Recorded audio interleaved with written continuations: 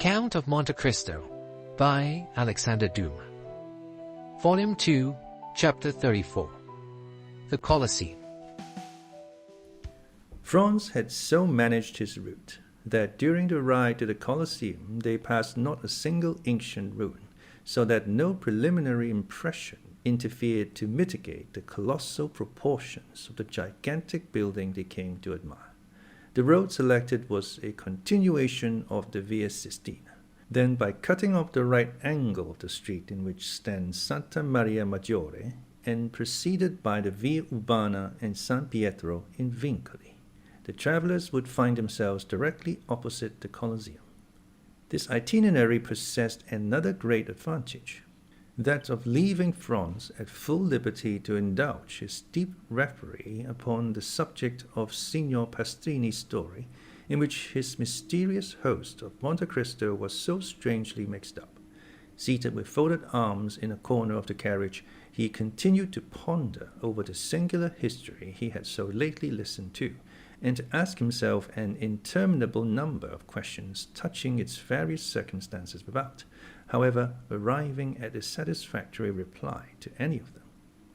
One fact more than the rest brought his friend Sinbad the sailor back to his recollection, and that was the mysterious sort of intimacy that seemed to exist between the brigands and the sailors, and Pastrini's account of vampires having found refuge on board the vessels of smugglers and fishermen reminded Franz of the two Corsican bandits he had found supping so amicably with the crew of the little yacht, which had even deviated from its course and touched at Porto Vecchio for the sole purpose of landing them.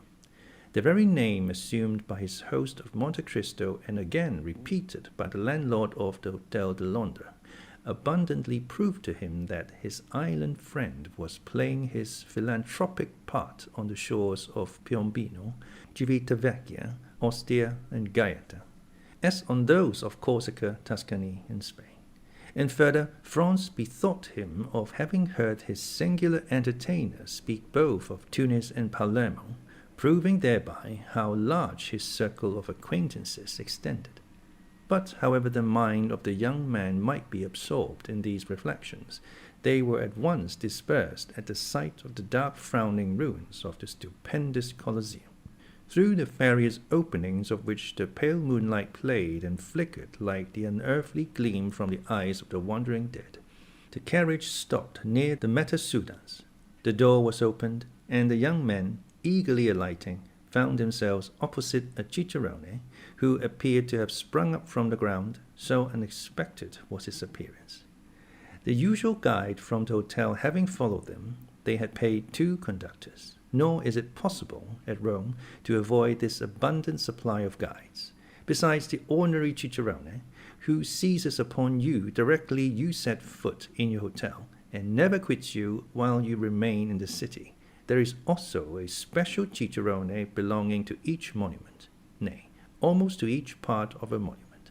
It may, therefore, be easily imagined there is no scarcity of guides at the Colosseum, that wonder of all ages, which Martial thus eulogizes. Let Memphis cease to boast the barbarous miracles of her pyramids, and the wonders of Babylon be talked of no more among us. All must bow to the superiority of the gigantic labor of the Caesars, and the many voices of fame spread far and wide the surpassing merits of this incomparable monument.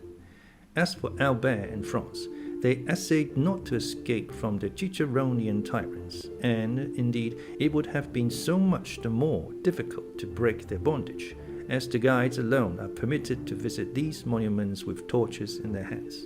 Thus, then, the young men made no attempt at resistance, but blindly and confidingly surrendered themselves into the care and custody of their conductors. Franz had already made 7 or 8 similar excursions to the Colosseum, while his less favored companion trod for the first time in his life the classic ground forming the monument of Flavius Vespasian. And to his credit be it spoken, his mind, even amid the glib loquacity of the guides, was duly and deeply touched with awe and enthusiastic admiration of all he saw, and certainly no adequate notion of these stupendous ruins can be formed save by such as have visited them, and more especially by moonlight, at which time the vast proportions of the building appeared twice as large when viewed by the mysterious beams of a sudden moonlit sky, whose rays are sufficiently clear and vivid to light the horizon with a glow equal to the soft twilight of a western clime.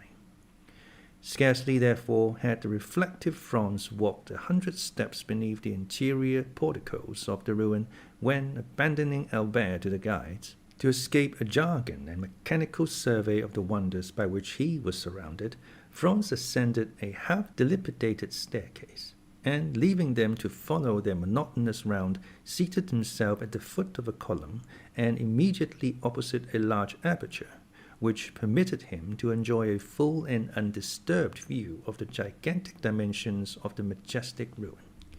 Franz had remained for nearly a quarter of an hour perfectly hidden by the shadow of the vast column at whose base he had found a resting place, and from whence his eyes followed the motions of Albert and his guides, who, holding torches in their hands, had emerged from a vomitorium at the opposite extremity of the Colosseum, and then again disappeared down the steps conducting to the seats reserved for the festal virgins, resembling, as they glided along, some restless shades following the flickering glare of so many ignis fatui.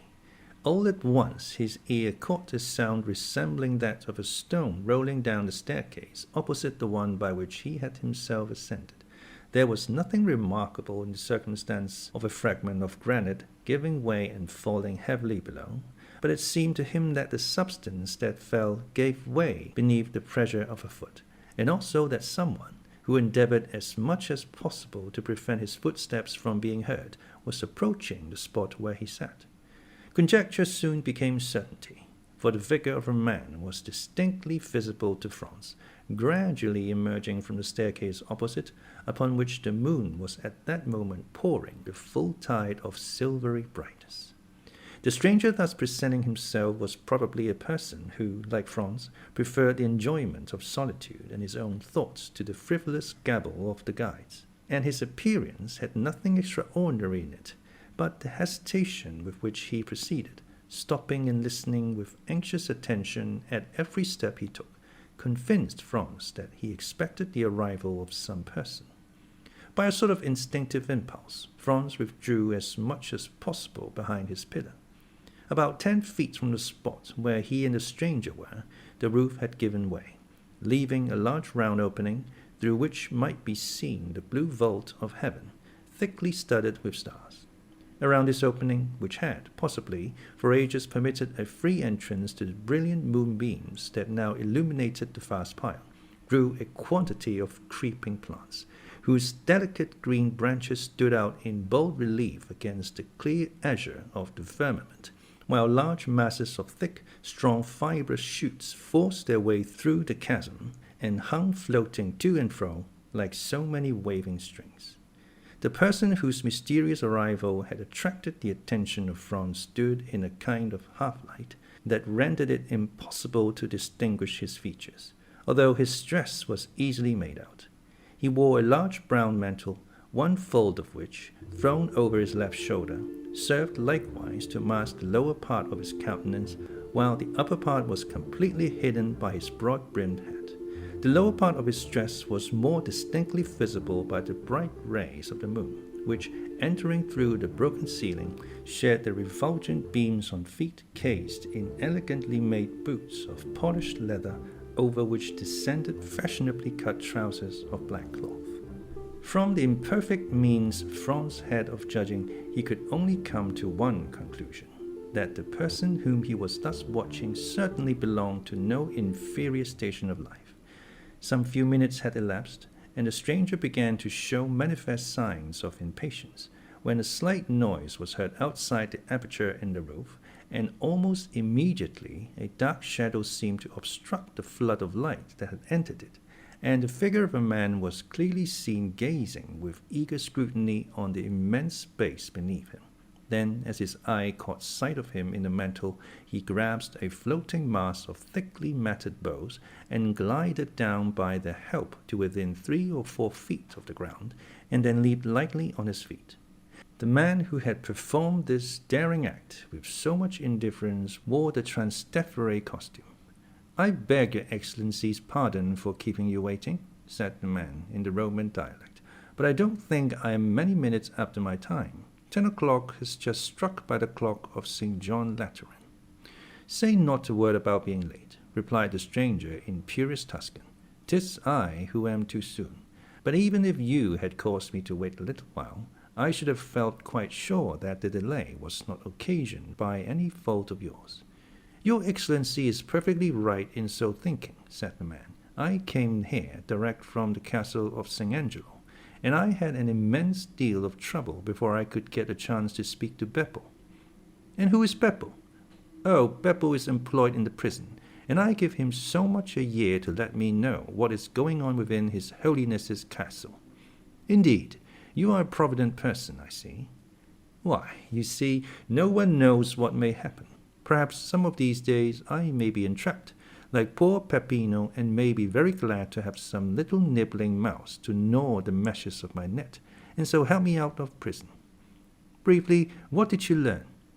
"That 2 executions of considerable interest will take place the day after tomorrow at 2 o'clock, as is customary at Rome at the commencement of all great festivals. One of the culprits will be Mazzolato. He is an atrocious villain, who murdered the priest who brought him up, and deserves not the smallest pity. The other sufferer is sentenced to be decapitato, and he, your Excellency, is poor Peppino. The fact is that you have inspired not only the pontifical government, but also the neighboring states, with such extreme fear that they are glad of all opportunity of making an example. But Peppino did not even belong to my band. He was merely a poor shepherd, whose only crime consisted in furnishing us with provisions, which makes him your accomplice to all intents and purposes. But mark the distinction with which he is treated. Instead of being knocked on the head as you would be if once they caught hold of you, he is simply sentenced to be guillotined, by which means, too, the amusements of the day are diversified, and there is a spectacle to please every spectator, without reckoning the whole unexpected one I am preparing to surprise them with." "My good friend," said the man in the cloak, "excuse me for saying that you seem to me precisely in the mood to commit some wild or extravagant act. Perhaps I am, but one thing I have resolved on, and that is, to stop at nothing to restore a poor devil to liberty, who has got into this scrape solely from having served me. I should hate and despise myself as a coward did I desert the brave fellow in his present extremity." "And what did you mean to do?" "To surround the scaffold with 20 of my best men, who, at a signal from me, will rush forward directly Peppino is brought for execution, and by the assistance of the stilettos, drive back the guard and carry off the prisoner. That seems to me as hazardous as uncertain, and convinces me that my scheme is far better than yours. And what is your Excellency's project?" "Just this.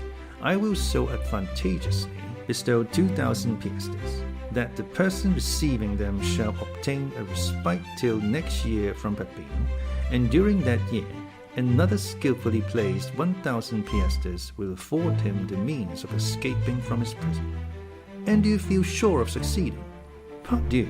exclaimed the man in the cloak, suddenly expressing himself in French. "What did your Excellency say?" inquired the other.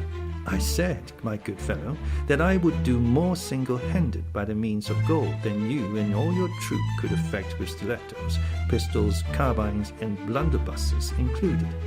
Leave me then to act, and have no fears for the result. At least there can be no harm in myself and party being in readiness, in case your Excellency should fail." "None whatever. Take what precautions you please, if it is any satisfaction to you to do so, but rely upon my obtaining the reprieve I seek. Remember, the execution is fixed for the day after tomorrow, and that you have but 1 day to work it." "And what of that? Is not a day divided into 24 hours, each hour into 60 minutes, and every minute subdivided into 60 seconds? Now, in 86,400 seconds, very many things can be done. And how shall I know whether your Excellency has succeeded or not?" "Oh, that is very easily arranged. I have engaged 3 lower windows at the Café Rospoli. Should I have obtained the requisite pardon for Peppino, the 2 outside windows will be hung with yellow damasks, and the center with white, having a large cross in red marked on it. And whom will you employ to carry the reprieve to the officer directing the execution? Send one of your men, disguised as a penitent friar, and I will give it to him. His dress will procure him the means of approaching the scaffold itself, and he will deliver the official order to the officer, who, in his turn, will hand it to the executioner. In the meantime, it will be as well to acquaint Peppino with what we have determined on, if it be only to prevent his dying of fear or losing his senses, because in either case a very useless expense will have been incurred. Your Excellency, said the man, you are fully persuaded of my entire devotion to you, are you not? Nay, I flatter myself that there can be no doubt of it, replied the cavalier in the cloak. Well then, only fulfill your promise of rescuing Peppino, and henceforth you shall receive not only devotion, but the most absolute obedience from myself and those under me that one human being can render to another. Have a care how far you pledge yourself, my good friend, for I may remind you of your promise at some, perhaps not very distant period, when I, in my turn, may require your aid and influence. Let that day come sooner or later. Your Excellency will find me what I have found you in this very heavy trouble, and if from the other end of the world you but write me word to do such or such a thing, you may regard it as done. For done it shall be, on the word in favor of— Hush, interrupted the stranger. I hear a noise. 'Tis some travellers who are visiting the Colosseum by torchlight. 'Twere better we should not be seen together. Those guides are nothing but spies, and might possibly recognize you. And, however I may be honored by your friendship, my worthy friend, if once the extent of our intimacy were known, I am sadly afraid both my reputation and credit would suffer thereby. Well then, if you obtain the reprieve, the middle window at the Café Rospoli will be hung with white damask, bearing a red cross. And if you fail, then all 3 windows will have yellow draperies. And then, my good fellow, use your daggers in any way you please, and I further promise you to be there as a spectator of your prowess. We understand each other perfectly, then. Adieu, your Excellency. Depend upon me as firmly as I do upon you. Saying these words, the Trasteverin disappeared down the staircase, while his companion, muffling his features more closely than before in the folds of his mantle, passed almost close to Franz, and descended to the arena by an outward flight of steps. The next minute, Franz heard himself called by Albert, who made the lofty building re-echo with the sound of his friend's name. Franz, however, did not obey the summons till he had satisfied himself that the 2 men whose conversation he had overheard were at a sufficient distance to prevent his encountering them in his descent. In 10 minutes after the strangers had departed, Franz was on the road to the Piazza d'Espagna, listening with studied indifference to the learned dissertation delivered by Albert, after the manner of Pliny and Calpurnius, touching the iron-pointed nets used to prevent the ferocious beasts from springing on the spectators. Franz let him proceed without interruption, and in fact did not hear what was said. He longed to be alone, and free to ponder over all that had occurred. One of the 2 men, whose mysterious meeting in the Colosseum he had so unintentionally witnessed, was an entire stranger to him, but not so the other, and though Franz had been unable to distinguish his features from his being either wrapped in his mantle or obscured by the shadow, the tones of his voice had made too powerful an impression on him the first time he had heard them for him ever again to forget them, hear them when or where he might. It was more especially when this man was speaking in a manner half jesting, half bitter, that Franz's ear recalled most vividly the deep, sonorous, yet well-pitched voice that had addressed him in the grotto of Monte Cristo, and which he heard for the second time amid the darkness and ruined grandeur of the Colosseum. And the more he thought, the more entire was his conviction that the person who wore the mantle was no other than his former host and entertainer, Sinbad the sailor. Under any circumstances, Franz would have found it impossible to resist his extreme curiosity to know more of so singular a personage, and with that intent have sought to renew their short acquaintance. but in the present instance, the confidential nature of the conversation he had overheard made him, with propriety, judge that his appearance at such a time would be anything but agreeable. As we have seen, therefore, he permitted his former host to retire without attempting a recognition, but fully promising himself a rich indemnity for his present forbearance should chance afford him another opportunity. In vain did Franz endeavor to forget the many perplexing thoughts which assailed him. In vain did he court the refreshment of sleep. Slumber refused to visit his eyelids, and the night was passed in feverish contemplation of the chain of circumstances tending to prove the identity of the mysterious visitant to the Colosseum with the inhabitant of the grotto of Monte Cristo. And the more he thought, the firmer grew his opinion on the subject. Worn out at length, he fell asleep at daybreak, and did not awake till late. Like a genuine Frenchman, Albert had employed his time in arranging for the evening's diversion.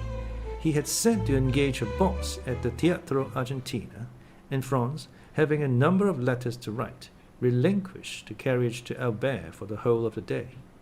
At 5 o'clock Albert returned, delighted with his day's work. He had been occupied in leaving his letters of introduction, and had received in return more invitations to balls and routs than it would be possible for him to accept. Besides this, he had seen all the remarkable sights at Rome. Yes, in a single day he had accomplished what his more serious-minded companion would have taken weeks to effect. Neither had he neglected to ascertain the name of the piece to be played that night at the Teatro Argentina, and also what performers appeared in it. The opera of Patasina was announced for representation, and the principal actors were Coselli, Moriani, and La Specchia. The young men, therefore, had reason to consider themselves fortunate in having the opportunity of hearing one of the best works by the composer of Lucia de Lammermoor, supported by 3 of the most renowned vocalists of Italy. Albert had never been able to endure the Italian theatres, with their orchestras from which it is impossible to see, and the absence of balconies or open boxes. All these defects pressed hard on a man who had had his stall at the Bouffes, and had shared a lower box at the opera. Still, in spite of this, Albert displayed his most dazzling and effective costumes each time he visited the theatres. But, alas, his elegant toilet was wholly thrown away, and one of the most worthy representatives of Parisian fashion had to carry with him the mortifying reflection that he had nearly overrun Italy without meeting with a single adventure. Sometimes Albert would affect to make a joke of his want of success, but internally he was deeply wounded, and his self-love immensely piqued, to think that Albert de Morcerf, the most admired and most sought after of any young person of his day, should thus be passed over, and merely have his labor for his pains. And the thing was so much the more annoying as, according to the characteristic modesty of a Frenchman, Albert had quitted Paris with the full conviction that he had only to show himself in Italy to carry all before him, and that upon his return he should astonish the Parisian world with the recital of his numerous love affairs. Alas, poor Albert! None of those interesting adventures fell in his way. The lovely Genoese, Florentines, and Neapolitans were all faithful, if not to their husbands, at least to their lovers, and thought not of changing even for the splendid appearance of Albert de Morcerf, and all he gained was the painful conviction that the ladies of Italy have this advantage over those of France, that they are faithful even in their infidelity.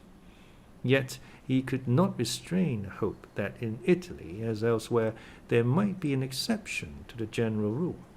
Albert, besides being an elegant, well-looking young man, was also possessed of considerable talent and ability. Moreover, he was Viscount, a recently created one, certainly. But in the present day it is not necessary to go as far back as Noah in tracing a descent, and a genealogical tree is equally estimated, whether dated from 1399 or merely 1815. But to crown all these advantages, Albert de Morcerf commanded an income of 50,000 livres, a more than sufficient sum to render him a personage of considerable importance in Paris. It was therefore no small mortification to him to have visited most of the principal cities in Italy without having excited the most trifling observation. Albert, however, hoped to indemnify himself for all these slights and indifferences during the carnival, knowing full well that among the different states and kingdoms in which this festivity is celebrated, Rome is the spot where even the wisest and gravest throw off the usual rigidity of their lives and deign to mingle in the follies of this time of liberty and relaxation. The carnival was to commence on the morrow, therefore Albert had not an instant to lose in setting forth the programme of his hopes, expectations, and claims to notice. With this design he had engaged a box in the most conspicuous part of the theatre, and exerted himself to set off his personal attractions by the aid of the most rich and elaborate toilet. The box taken by Albert was in the first circle, although each of the 3 tiers of boxes is deemed equally aristocratic, and is for this reason generally styled the nobility's boxes, and although the box engaged for the 2 friends was sufficiently capacious to contain at least a dozen persons, it had cost less than would be paid at some of the French theatres for one admitting merely 4 occupants. Another motive had influenced Albert's selection of his seat. Who knew but that, thus advantageously placed, he might not in truth attract the notice of some fair Roman, and an introduction might ensue that would procure him the offer of a seat in a carriage, or a place in a princely balcony from which he might behold the gaieties of the carnival. These united considerations made Albert more lively and anxious to please than he had hitherto been. Totally disregarding the business of the stage, he leaned from his box and began attentively scrutinizing the beauty of each pretty woman, aided by a powerful opera glass. But, alas, this attempt to attract notice wholly failed. Not even curiosity had been excited, and it was but too apparent that the lovely creatures, into whose good graces he was desirous of stealing, were all so much engrossed with themselves, the lovers, or their own thoughts, that they had not so much as noticed him or the manipulation of his glass. The truth was that the anticipated pleasures of the carnival, with the Holy Week that was to succeed it, so filled every fair breast as to prevent the least attention being bestowed even on the business of the stage. The actors made their entries and exits unobserved or unthought of. At certain conventional moments, the spectators would suddenly cease their conversation or rouse themselves from their musings to listen to some brilliant effort of Moriani's, a well-executed recitative by Coselli, or to join in loud applause at the wonderful powers of La Specchia. But that momentary excitement over, they quickly relapsed into their former state of preoccupation or interesting conversation. Towards the close of the first act, the door of a box which had been hitherto vacant was opened. A lady entered to whom Franz had been introduced in Paris, where indeed he had imagined she still was. The quick eye of Albert caught the involuntary start with which his friend beheld the new arrival, and turning to him, he said hastily, "Do you know the woman who has just entered that box?" "Yes. What do you think of her?" "Oh, she's perfectly lovely. What a complexion, and such magnificent hair. Is she French?" "No, a Venetian." "And her name is?" "Countess G." "Ah, I know her by name," exclaimed Albert. "She is said to possess as much wit and cleverness as beauty. I was to have been presented to her when I met her at Madame Villefort's ball." "Shall I assist you in repairing your negligence?" asked Franz. "My dear fellow, are you really on such good terms with her as to venture to take me to her box?" "Why, I have only had the honor of being in her society and conversing with her 3 or 4 times in my life, but you know that even such an acquaintance as that might warrant my doing what you ask."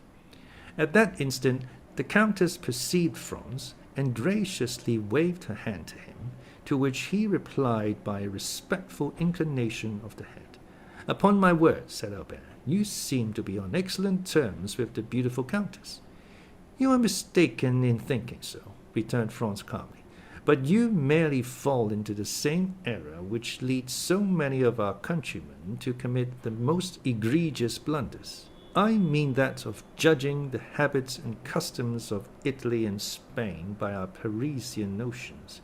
Believe me, nothing is more fallacious than to form any estimate of the degree of intimacy you may suppose existing among persons by the familiar terms they seem upon. There is a similarity of feeling at this instant between ourselves and the Countess, nothing more. Is there indeed, my good fellow? Pray tell me, is it sympathy of heart?" "No, of taste," continued Franz gravely. "And in what manner has this congeniality of mind been evinced?" "By the Countess's visiting the Colosseum, as we did last night, by moonlight, and nearly alone." "You were with her, then?" "I was." "And what did you say to her?" "Oh, we talked of the illustrious dead of whom that magnificent ruin is a glorious monument." "Upon my word," cried Albert, "you must have been a very entertaining companion alone, or all but alone, with a beautiful woman in such a place of sentiment as the Colosseum, and yet to find nothing better to talk about than the dead. All I can say is, if I ever should get such a chance, the living should be my theme." "And you will probably find your theme ill-chosen." "But," said Albert, breaking in upon his discourse, "never mind the past. Let us only remember the present. Are you not going to keep your promise of introducing me to the fair subject of our remarks?" "Certainly, directly the curtain falls on the stage." "What a confounded long time this first act lasts! I believe, on my soul, that they never mean to finish it." "Oh, yes, they will. Only listen to that charming finale. How exquisitely Coselli sings his part.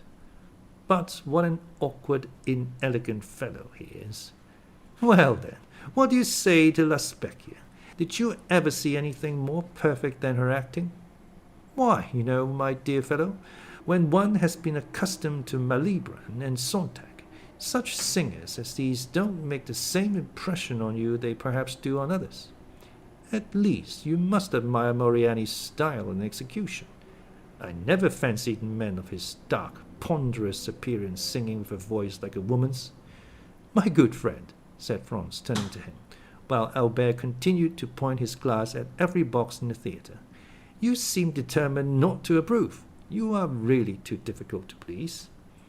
The curtain at length fell on the performances, to the infinite satisfaction of the Viscount of Morcerf, who seized his hat, rapidly passed his fingers through his hair, arranged his cravat and wristbands, and signified to Franz that he was waiting for him to lead the way. Franz, who had mutely interrogated the Countess and received from her a gracious smile in token that he would be welcome, sought not to retard the gratification of Albert's eager impatience, but began at once the tour of the house, closely followed by Albert, who availed himself of the few minutes required to reach the opposite side of the theatre to settle the height and smoothness of his collar, and to arrange the lappets of his coat. This important task was just completed as they arrived at the Countess's box. At the knock, the door was immediately opened, and a young man who was seated beside the Countess, in obedience to the Italian custom, instantly rose and surrendered his place to the strangers, who, in turn, would be expected to retire upon the arrival of other visitors. Franz presented Albert as one of the most distinguished young men of the day, both as regarded his position in society and extraordinary talents, nor did he say more than the truth, for in Paris and the circle in which the Viscount moved, he was looked upon and cited as a model of perfection.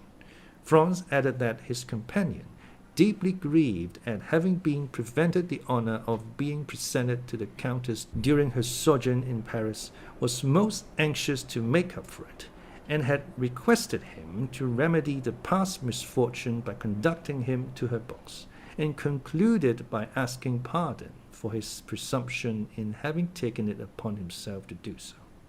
The Countess, in reply, bowed gracefully to Albert, and extended her hand with cordial kindness to Franz. Then, inviting Albert to take the vacant seat beside her, she recommended Franz to take the next best if he wished to view the ballet, and pointed to the one behind her own chair.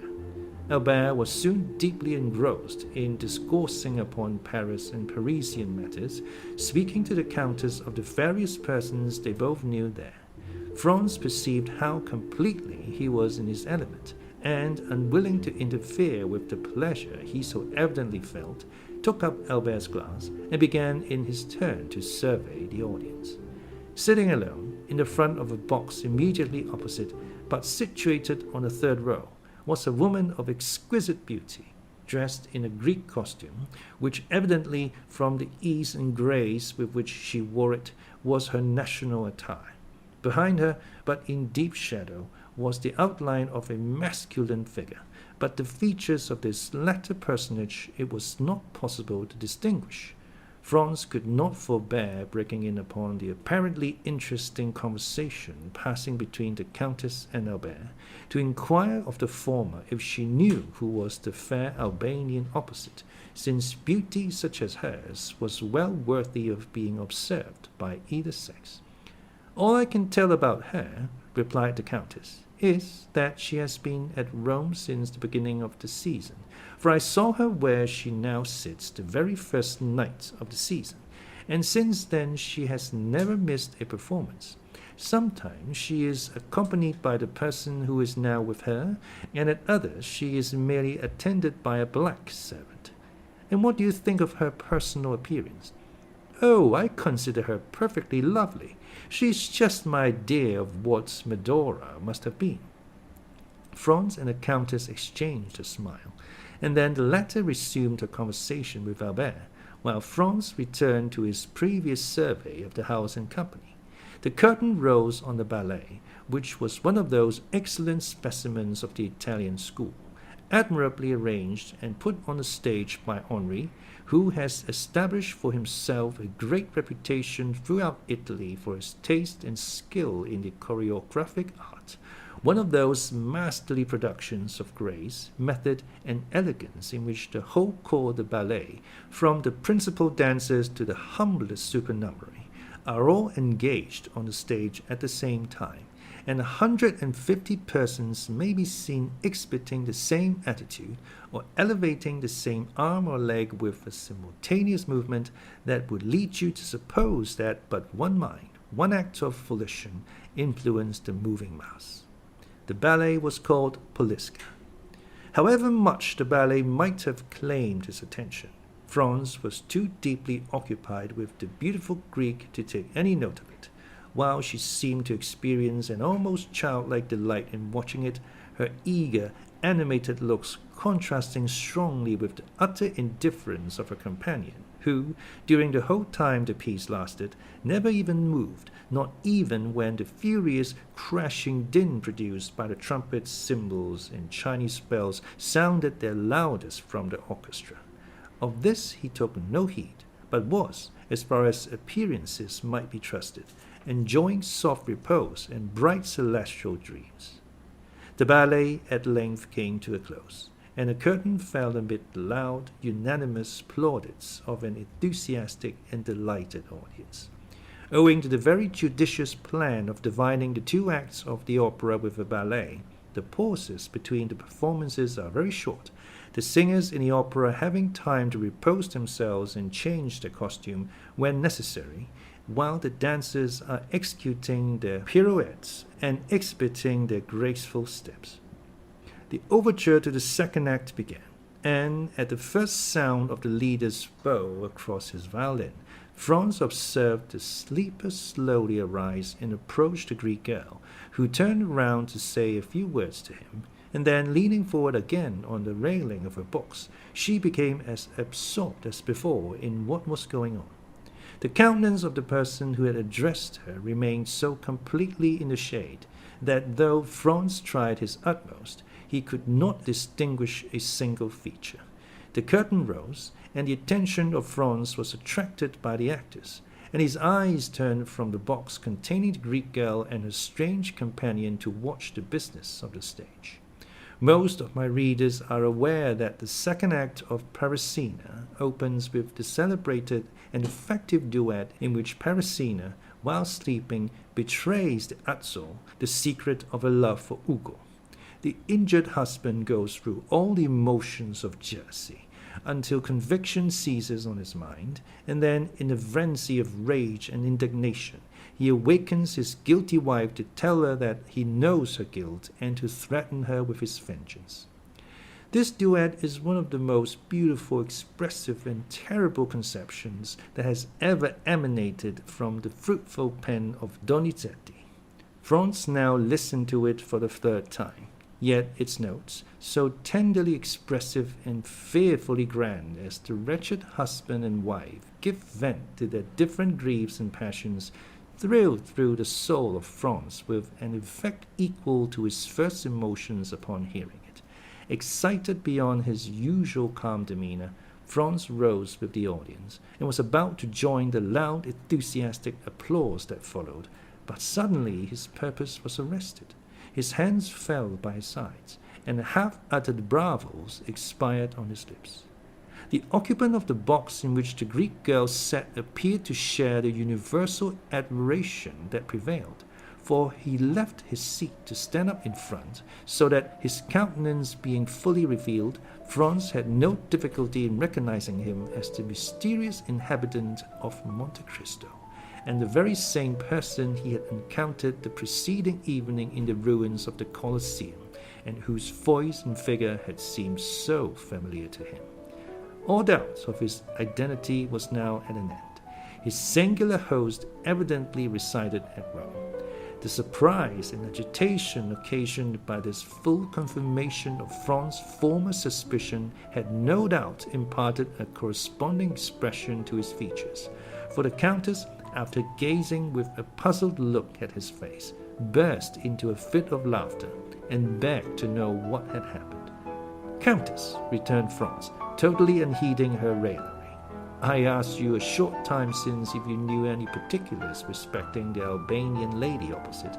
I must now beseech you to inform me who and what is her husband." "Nay," answered the Countess, "I know no more of him than yourself." "Perhaps you never before noticed him." "What a question! So truly French.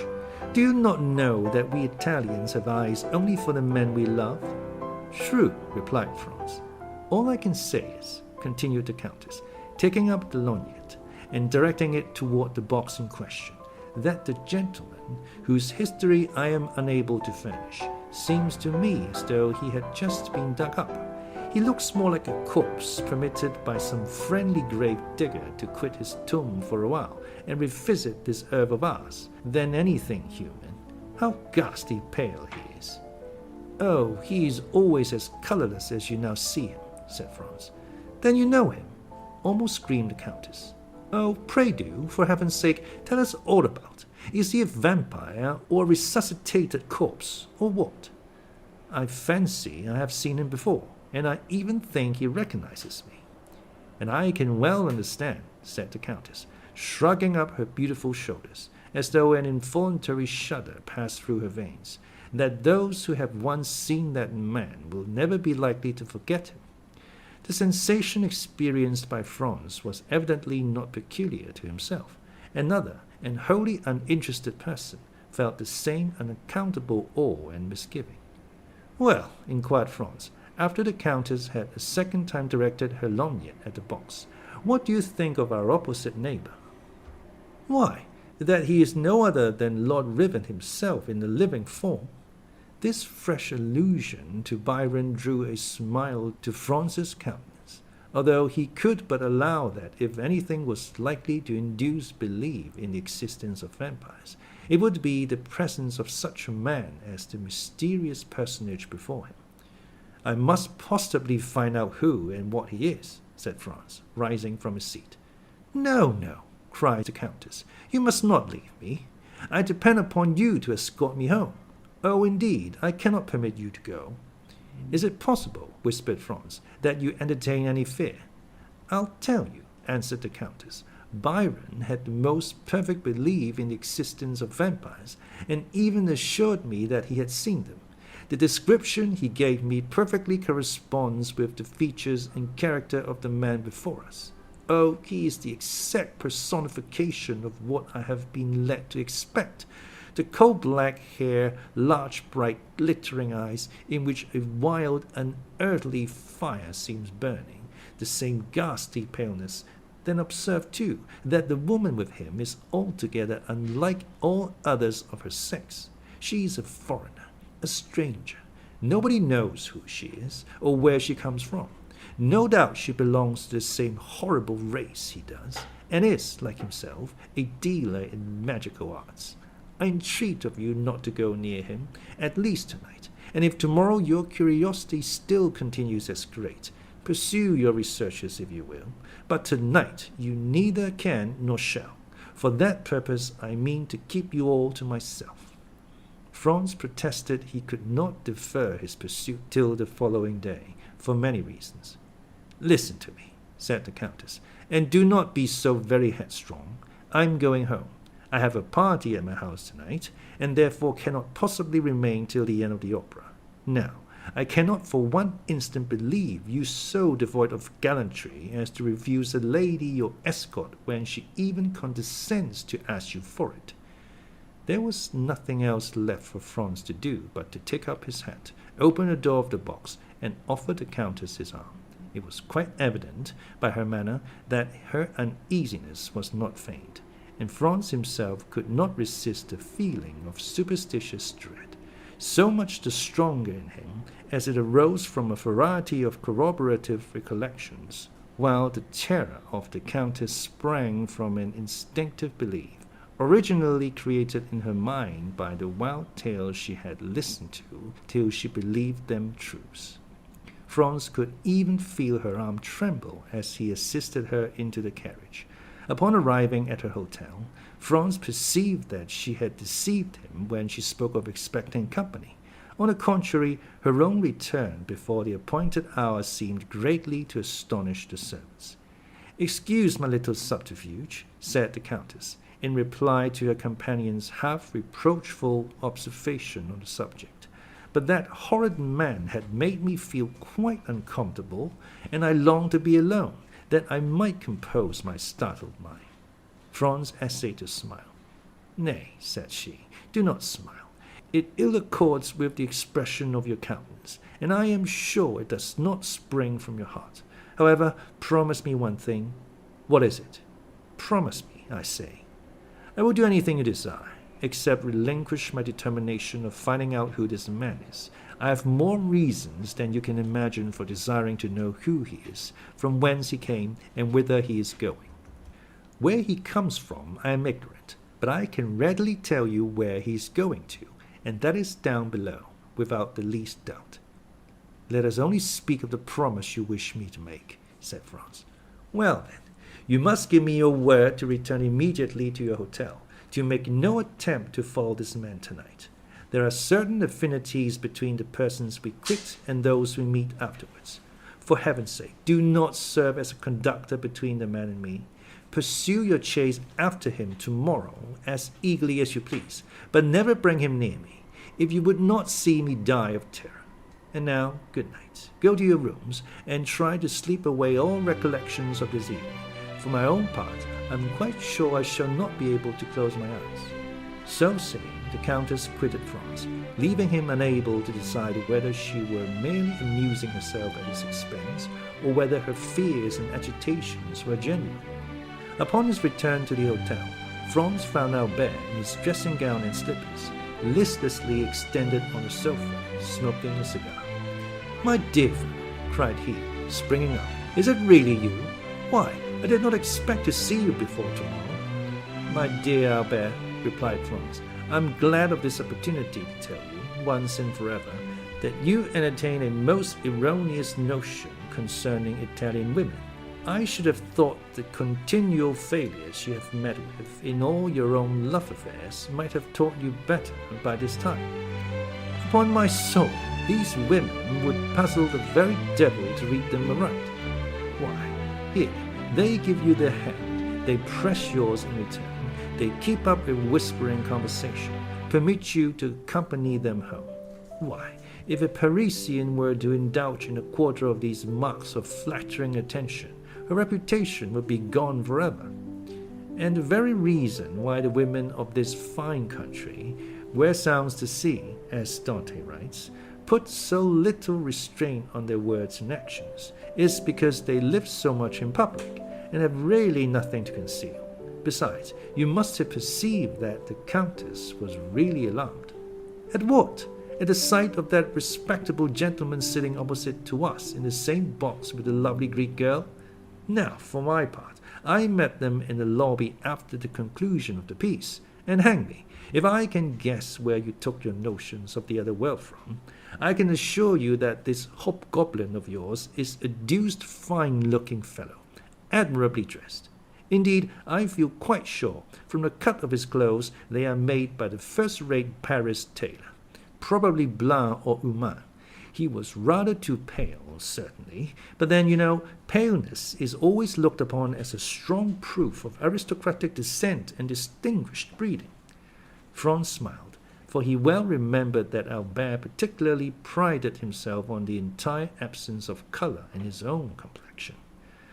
"Well, that tends to confirm my own ideas," said Franz, "that the Countess's suspicions were destitute alike of sense and reason. Did he speak in your hearing, and did you catch any of his words?" "I did, but they were uttered in the Romaic dialect. I knew that from the mixture of Greek words. I don't know whether I ever told you that when I was at college I was rather strong in Greek." "He spoke the Romaic language, did he?" "I think so." "That settles it," murmured Franz. "'Tis he, past all doubt." "What do you say?" Nothing. But tell me, what were you thinking about when I came in?" "Oh, I was arranging a little surprise for you." "Indeed? Of what nature?" "Why, you know it is quite impossible to procure a carriage."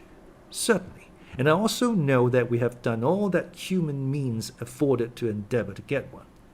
Now, then, in this difficulty a bright idea has flashed across my brain."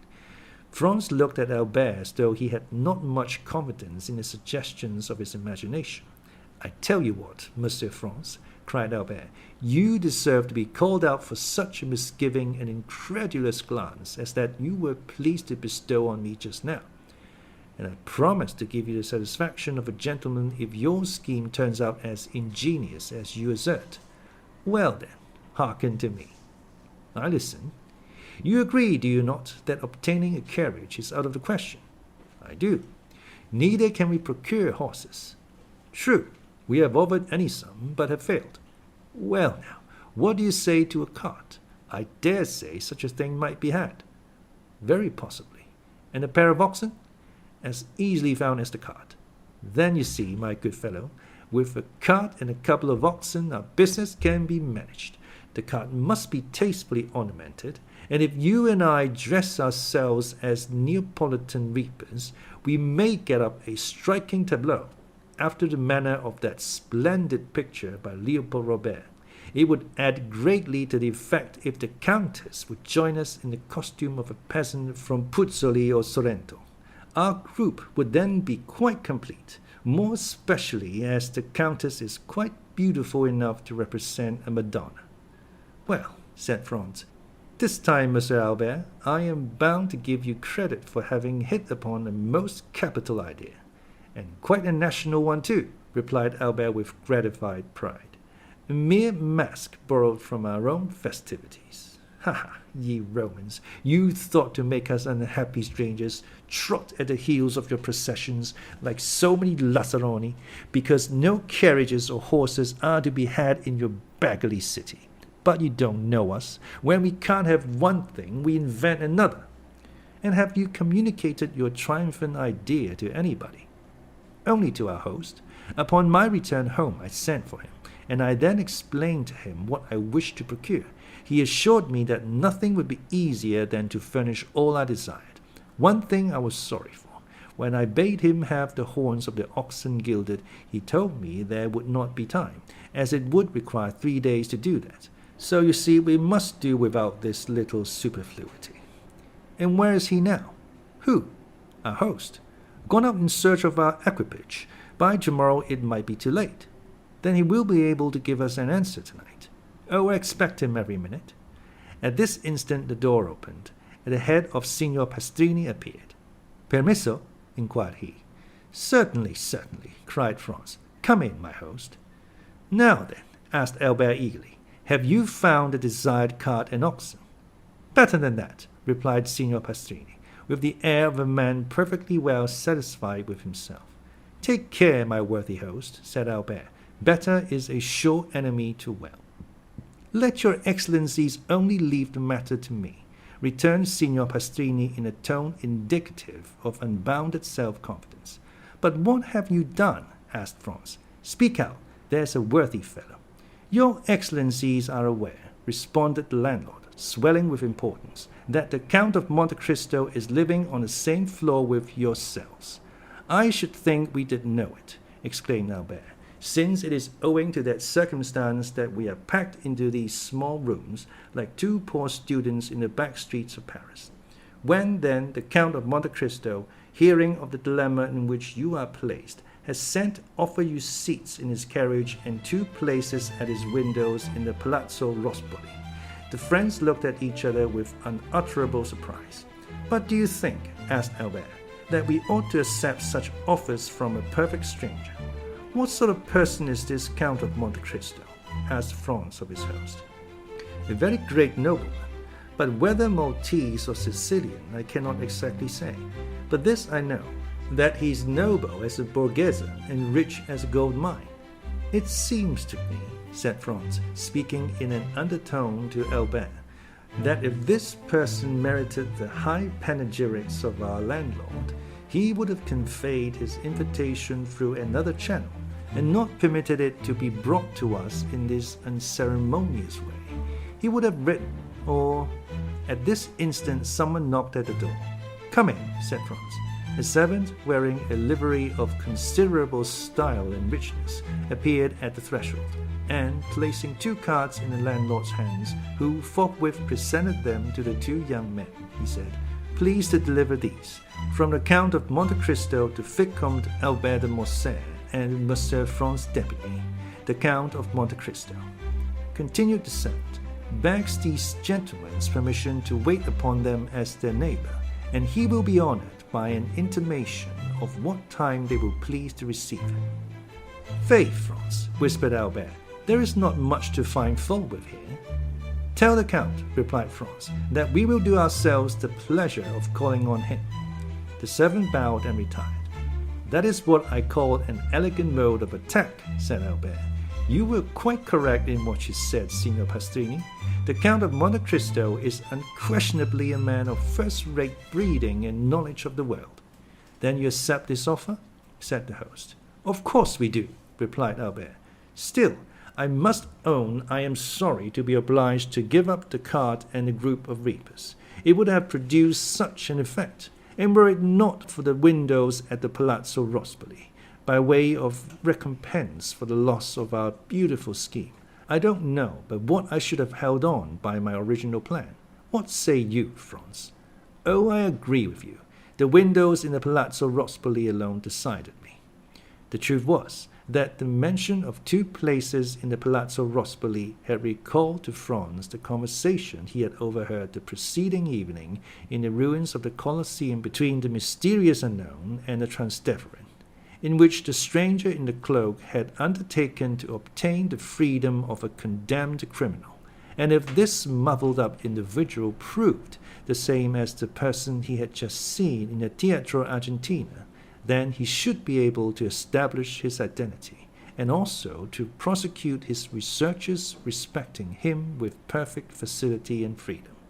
Franz passed the night in confused dreams respecting the 2 meetings he had already had with his mysterious tormentor, and in waking speculations as to what the morrow would produce.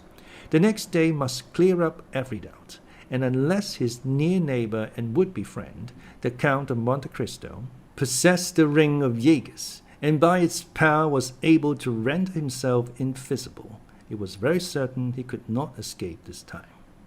8 o'clock found Franz up and dressed, while Albert, who had not the same motives for early rising, was still soundly asleep. The first act of Franz was to summon his landlord, who presented himself with his accustomed obsequiousness. "Pray, Signor Pastrini," asked Franz, "is not some execution appointed to take place today?" "Yes, Your Excellency, but if your reason for inquiry is that you may procure a window to view it from, you are much too late." "Oh, no," answered Franz, "I had no such intention, and even if I had felt a wish to witness the spectacle, I might have done so from Monte. Could I not?"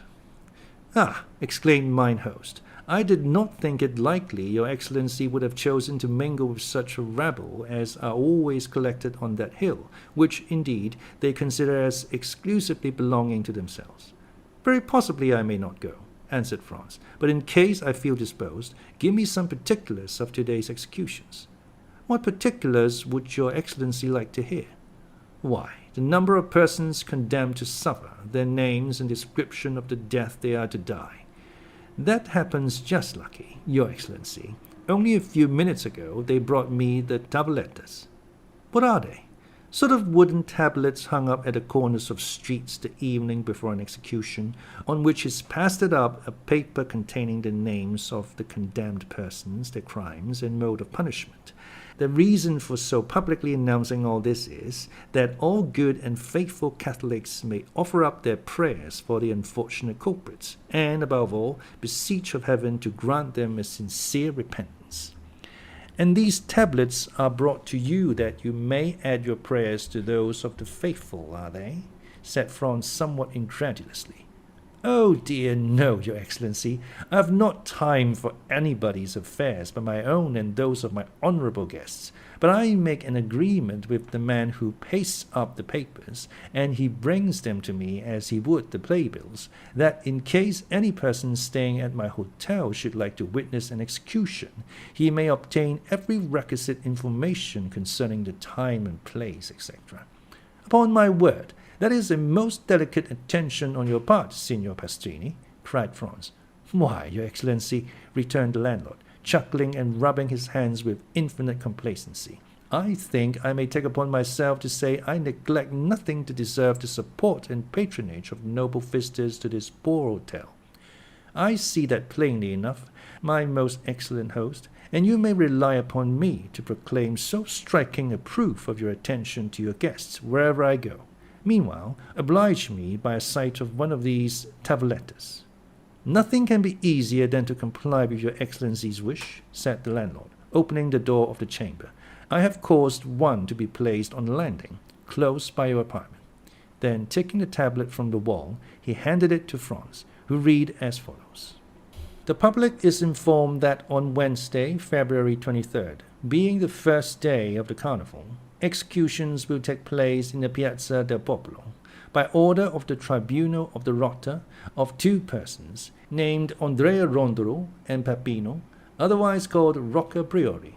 The former found guilty of the murder of a venerable and exemplary priest, named Don Cesar Torini, canon of the Church of St. John Lateran, and the latter convicted of being an accomplice of the atrocious and sanguinary bandit, Luigi Vampa, and his band. The first named malefactor will be macellato, the second culprit decapitato. The prayers of all good Christians are entreated for these unfortunate men, that it may please God to awaken them to a sense of their guilt, and to grant them a hearty and sincere repentance for their crimes." This was precisely what Franz had heard the evening before in the ruins of the Colosseum. No part of the program differed. The names of the condemned persons, their crimes, and mode of punishment all agreed with his previous information. In all probability, therefore, the Transteverin was no other than the bandit Luigi Vampa himself, and the man shrouded in the mantle the same he had known as Sinbad the sailor, but who, no doubt, was still pursuing his philanthropic expedition in Rome, as he had already done at Porto Vecchio and Tunis. Time was getting on, however, and Franz deemed it advisable to awaken Albert, but at the moment he prepared to proceed to his chamber, his friend entered the room in perfect costume for the day. The anticipated delights of the carnival had so run in his head as to make him leave his pillow long before his usual hour. "Now, my excellent Signor Pastrini," said Franz, addressing his landlord, "since we are both ready, do you think we may proceed at once to visit the Count of Monte Cristo?" "Most assuredly," replied he. "The Count of Monte Cristo is always an early riser, and I can answer for his having been up these 2 hours. Then you really consider we shall not be intruding if you pay our respects to him directly?" "Oh, I'm quite sure. I will take all the blame on myself if you find I have led you into an error." "Well then, if it be so, are you ready, Albert?" "Perfectly. Let us go and return our best thanks for his courtesy." "Yes, let us do so." The landlord preceded the friends across the landing, which was all that separated them from the apartments of the Count, rang at the bell, and upon the door being opened by a servant, said, "I signori francesi." The domestic bowed respectfully, and invited them to enter. They passed through 2 rooms, furnished in a luxurious manner they had not expected to see under the roof of Signor Pastrini, and were shown into an elegantly fitted-up drawing-room. The richest Turkey carpets covered the floor, and the softest and most inviting couches, easy-chairs, and sofas offered their high-piled and yielding cushions to such as desired repose or refreshment. Splendid paintings by the first masters were ranged against the walls, intermingled with magnificent trophies of war, while heavy curtains of costly tapestry were suspended before the different doors of the room. "If your excellencies will please to be seated," said the man, "I will let the Count know that you are here." And with these words he disappeared behind one of the tapestried portières. As the door opened, the sound of a guzla reached the ears of the young men, but was almost immediately lost, for the rapid closing of the door merely allowed one rich swell of harmony to enter. Franz and Albert looked inquiringly at each other, then at the gorgeous furnishings of the apartment. Everything seemed more magnificent at the second view than it had done at the first rapid survey. "Well," said Franz to his friend, "what think you of all this?" "Why, upon my soul, my dear fellow, it strikes me that our elegant and attentive neighbor must either be some successful stock jobber who has speculated in the fall of the Spanish funds, or some prince traveling incog." "Hush, hush," replied Franz. "We shall ascertain who and what he is. He comes." As Franz spoke, he heard the sound of a door turning on its hinges, and almost immediately afterwards the tapestry was drawn aside, and the owner of all these riches stood before the 2 young men. Albert instantly rose to meet him, but Franz remained, in a manner, spellbound on his chair, for in the person of him who had just entered he recognized not only the mysterious visitant to the Colosseum and the occupant of the box at the Teatro Argentina, but also his extraordinary host of Monte Cristo.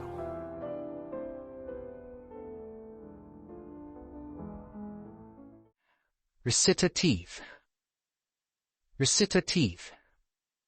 Now, musical declamation of the kind usual in the narrative and dialogue parts of opera and oratorio, sung in the rhythm of ordinary speech with many words on the same note. Supernumerary. Supernumerary. Noun. A supernumerary person or thing. Plaudit. Plaudit. Noun. An expression of praise or approval. Refulgent. Refulgent. Adjective. Shining very brightly.